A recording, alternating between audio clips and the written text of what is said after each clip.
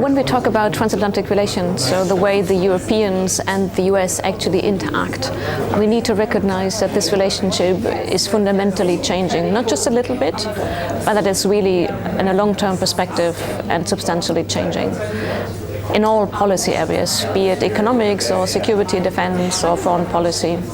And as Europeans, we need to think about together how we are going to define and interpret this new relationship. In the moment in Europe, we often talk about those questions on the leitmotif of strategic autonomy.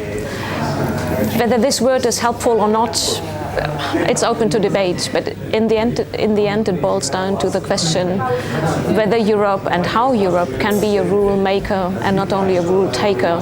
I think what I want to focus on is the political dilemma that the Republican Party in the United States has, in that it's becoming increasingly, the politics are becoming increasingly tribal. The demographics are moving against the Republican Party, and so they're becoming increasingly a party of white people, increasingly in a country that is increasingly diverse. And that means that every 4 years their struggle becomes harder.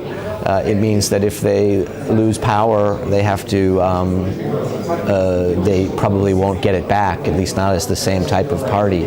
And so they're now engaged in a process whereby they are trying to increase the tribal divisions, suppress the vote of minorities, and create a sense of fear and panic amongst their voters so that they continue to turn out.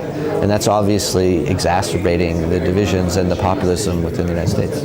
I think it's a very, very problematic situation for European integration and democracy, and we need to face difficult election for the European Parliament. I think we can overcome this nationalist wave only if we consider that there's reason behind it, that we don't go into basically the erosion of democracy and keeping the nationalists out of the political spectrum. I think we need to engage with them into dialogue, and we need to listen to what is the concern of them, to bring them back to the sphere of European policy making.